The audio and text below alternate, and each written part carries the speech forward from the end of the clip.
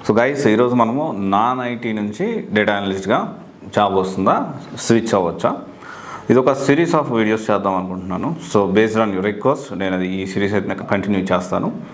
అయితే ఇక్కడ ఏంటి అంటే ఇప్పుడు ఈ వీడియోలో నాన్ ఐటీ అంటే especially BPO voice process or non voice process ఈ రెండు ప్రాసెస్ నుంచి వచ్చిన వాళ్ళకి డేటా అనలిస్ట్గా జాబ్ తెచ్చుకోవడానికి పాసిబిలిటీ ఉందా, దాని గురించి మనం మాట్లాడుకుందాము. అండ్ ఎప్పటి వరకు ఒకవేళ పాసిబిలిటీ ఉంటే ఏ ఇయర్ పాస్డ్ అవుట్ ఇయర్ వరకు మనం చూసుకోవచ్చు అనే విషయం కూడా ఇన్ డీటెయిల్గా మనం డిస్కస్ చేయడానికి ప్రయత్నం చేద్దాము. సో ఎప్పుడు కూడా ఏంటి అంటే బీపీఓ వాయిస్ అయినా బీపీఓ నాన్ వాయిస్ అయినా ఇక్కడ కొన్ని జాబ్ రోల్స్ ఉంటాయి.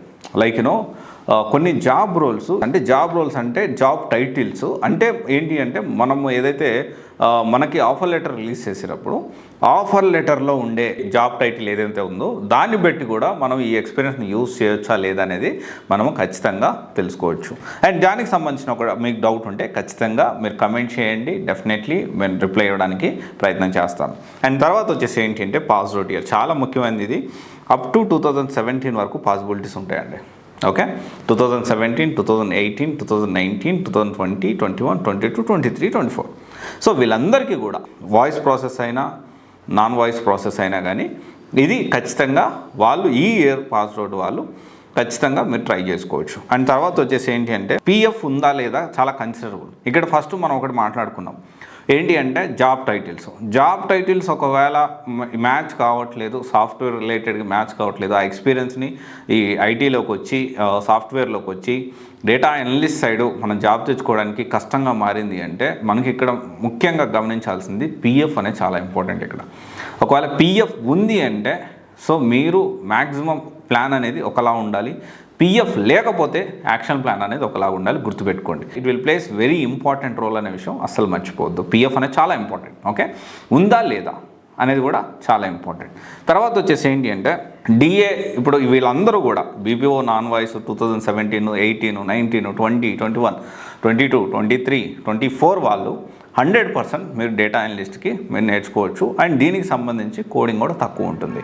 అండ్ తక్కువ ఉంటుందంటే అస్సలు ఉండదని కాదు, మళ్ళీ ఈ డేటా అనలిస్ట్ నేర్చుకుంటే ఎన్ని రకాలుగా జాబ్స్ మనం తెచ్చుకోవచ్చు అనే విషయాన్ని నేను వెరీ రీసెంట్గానే వీడియో చేశాను. ఒకవేళ చూడకపోతే చూడండి, డిస్క్రిప్షన్లో అండ్ మనకి కమెంట్లో కూడా ఆ వీడియోని పింక్ చేస్తాం. అండ్ తర్వాత వచ్చేసి ఏంటి అంటే ఇక్కడ మనకి డేటా అనలిస్ట్ అనేది సొంతంగానూ నేర్చుకోవచ్చు, ఏదైనా ఇన్స్టిట్యూట్లో చేరి నేర్చుకోవచ్చు. ఇన్స్టిట్యూట్లో చేరి నేర్చుకోవాలి అంటే సో మంచి ఇన్స్టిట్యూట్ని సెలెక్ట్ చేసుకోవాల్సిన అవసరం ఉంది. అండ్ దాన్ని ప్రాపర్గా మీరు రీసెర్చ్ చేయండి, మంచి ఇన్స్టిట్యూట్ ఆఫ్లైన్ వెళ్ళి కనుక్కొని అప్పుడు మీరు డెసిషన్ తీసుకుంటే బెటర్గా ఉంటుంది.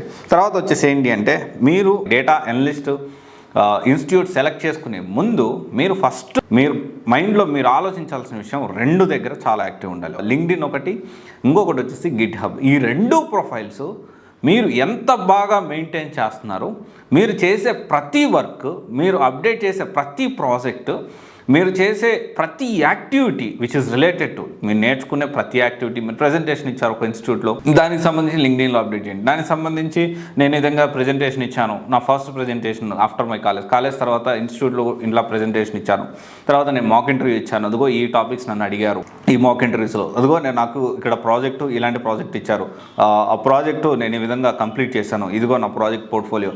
ఇలా ప్రతి ఒక్కటి డేటా అనలిస్ట్ జాయిన్ అయ్యే కంటే ముందే మీరు యాక్టివ్గా లింక్డ్ఇన్లో ఉండాలి. జాయిన్ అయిన తర్వాత మీరు చేసే ప్రతి యాక్టివిటీని ఈ రెండు మీడియాస్లో, సోషల్ మీడియా లైక్ లింక్డ్ఇన్ ఒకటి, గిట్హబ్లో యాక్టివ్గా వాటిని పోస్ట్ చేయడం కూడా చాలా ఇంపార్టెంట్. అండ్ తర్వాత వచ్చేసి internship, project, mock interview, drives attend కావడం, ప్రాక్టీస్ చేయడం, ఇవన్నీ కూడా మనం ప్రాపర్ వేలో స్టెప్ బై స్టెప్ మనం తీసుకెళ్ళగలిగితే ఖచ్చితంగా బీపీఓ వాయిస్ ప్రాసెస్ కానీ నాన్ వాయిస్ ప్రాసెస్ నుంచి కానీ నాన్ ఐటీ నుంచి డేటా అనలిస్ట్ అనేది మారడం అంతే కష్టమేమీ కాదు. కానీ ఇక్కడ మీరు ఒక పాయింట్ అయితే గుర్తుపెట్టుకోండి, నేను 2017 నుంచే మాట్లాడుతున్నాను. 2016 వాళ్ళ పరిస్థితి ఏంటి అంటే కష్టమవుతుంది. ఓకే, కష్టమవుతుంది. సో దానికి డెఫినెట్లీ మనం ప్లాన్ చేయొచ్చు, కానీ మళ్ళీ మనము ఎక్స్పీరియన్స్ చూపించుకోవాలి, దాంట్లో మళ్ళీ రిస్క్ ఉంటుంది, ఇలా రకరకాల కాంప్లికేషన్స్ ఉంటాయి. అండ్ స్టడీ బ్యాక్గ్రౌండ్ చాలా ఇంపార్టెంట్. ఆ పాయింట్ మనం మిస్ చేస్తాం. స్టడీ బ్యాక్గ్రౌండ్, నేను బీబీఏ నుంచి వచ్చాను, నేను డేటా అనలిస్ట్ అవ్వచ్చా? ఎస్ అవ్వచ్చు. తర్వాత బీఫార్మసీ నుంచి వచ్చాను, తర్వాత నేను కంప్లీట్లీ డిఫరెంట్ ఆస్పెక్ట్లో స్టడీ బ్యాక్గ్రౌండ్ నుంచి వచ్చాను, నేను సాఫ్ట్వేర్కి రావచ్చా అంటే 100% రావచ్చు. ఇక్కడ ఈ ప్రాసెస్లో మీకు కొంచెం ఎక్కువ టైం పట్టచ్చు. కెమికల్ ఇంజనీరింగ్ సైడ్ రావచ్చు అంటే రావచ్చు, మెకానికల్ నుంచి రావచ్చు అంటే రావచ్చు, అండ్ సివిల్ వాళ్ళ నుంచి ఐటీకి రావచ్చు అంటే 100% రావచ్చు. కానీ ఇక్కడ మీరు ఆలోచించాల్సిన విషయం ఏంటి అంటే రెగ్యులర్ ఐటీ వాళ్ళకంటే మీకు కొంచెం ఎక్కువ టైం పట్టచ్చు, బట్ జాబ్ వచ్చే వరకు అస్సలు వదిలిపెట్టకూడదు. అండ్ ఒకటి గుర్తుపెట్టుకోండి, ఒక లూప్ గుర్తుపెట్టుకోండి. మీరు కోర్స్ నేర్చేసుకున్నారు, ఇంటర్న్షిప్ చేశారు, ప్రాజెక్ట్స్ చేశారు, అన్నీ ప్రజెంటేషన్ చేశారు, మాక్ ఇంటర్వ్యూస్ అటెండ్ అయ్యారు. సో మీరు వన్స్ మీరు రెజ్యూమ్ నౌకరీలో అప్లోడ్ అయింది అంటే మీరు ఒక లూప్లో పడిపోవాలి. ఎలాంటి లూప్ అంటే ప్రాక్టీస్ చేయాలి, జాబ్స్కి అప్లై చేయాలి, ఇంటర్వ్యూస్ అటెండ్ కావాలి, అండ్ ఇంటర్వ్యూ అటెండ్ అయిన తర్వాత కొన్ని ఆన్సర్స్ మీరు చేయగలుగుతారు కొన్ని క్వశ్చన్స్కి, లేదా కొన్ని క్వశ్చన్స్కి ఆన్సర్ చేయలేరు. ఆన్సర్ చేయగలిగిన వాటికి వెల్ అండ్ గుడ్, చేయని వాటికి ఎందుకు చేయలేదు దానికి ఖచ్చితంగా మీరు ఆన్సర్ తెలుసుకోవాలి.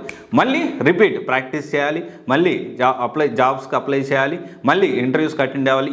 మళ్ళీ ఆ ఇంటర్వ్యూస్లో అటెండ్ అయినప్పుడు క్వశ్చన్స్ ఆన్సర్స్ మీకు తెలిసిన వాటికి సమాధానం చెప్పి తెలియని వాటిని మళ్ళీ తెలుసుకొని మళ్ళీ రిపీట్, మళ్ళీ ప్రాక్టీస్, మళ్ళీ జాబ్స్కి అప్లై చేయడం. ఈ లూప్ అనేది కంటిన్యూస్గా జరుగుతూనే ఉండాలి. ఎంతవరకు జరగాలి? జాబ్ వచ్చే వరకు. ఈ లూప్లో ఇంకోటి మీరు యాడ్ చేసుకోవాలి. మీరు తెలియకుండానే ప్రతి క్వశ్చన్స్కి ఆన్సర్ చేయలేకపోతున్నారంటే ఆటోమేటిక్గా మీరు అప్డేట్ అవుతూ ఉంటారు. సో ఈ లూప్ అనేది మిస్ చేసుకోవద్దు. ఎంత ఓపిక్గా ఎన్ని జాబ్స్ అయినా అప్లై చేయాలి. జాబ్ వచ్చే వరకు కూడా ఈ మోటివేషన్ అనేది కంటిన్యూ చేసుకోవాలి. అండ్ కొన్ని రోజులు డెఫినెట్లీ ఇంట్లో నుంచి ప్రెజర్స్ ఉంటాయి, సొసైటీ నుంచి ప్రెజర్ ఉంటుంది. అరే ఏంద్రా ఇంకా జాబ్ రాలేదా, ఇంట్లో మా తల్లిదండ్రులు కూడా అనొచ్చు మేబీ. బట్ గుర్తుపెట్టుకోండి, మీరు సంవయనం పాటించండి. జాబ్ వచ్చే వరకు ఈ ప్రయత్నాన్ని అస్సలు ఆపకూడదు. BPO voice process, non voice process గురించి ఈరోజు డిస్కస్ చేసుకున్నాము.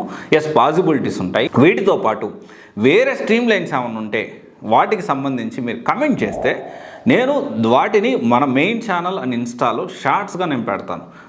నేను మార్కెటింగ్ నుంచి డేటా అనలిస్ట్ రావాలంటే ఎలా, మీ సినారియోస్ ఏంటి, మీ స్టడీ బ్యాక్గ్రౌండ్ ఏంటి, మీ సినారియో ఏంటి, అండ్ మీరు రావద్దా, దాన్ని బట్టి నేను అన్ని షార్ట్స్ చేసి మన ఛానల్లోనే అప్లోడ్ చేస్తాను. సో కమెంట్ చేయండి.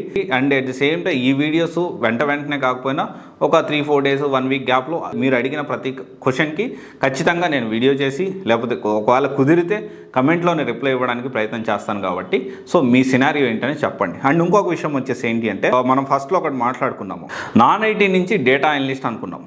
నాన్ ఐటీ నుంచే కాదు, వేరే వాటి నుంచి కూడా మనం డేటా అనలిస్ట్ అవ్వచ్చు. అదైతే గుర్తుపెట్టుకోండి. Okay. And me job title ఒకటి ఉంటుందని చెప్పాను. ఆ జాబ్ టైటిల్ ఏందో మీరు కమెంట్ చేయండి.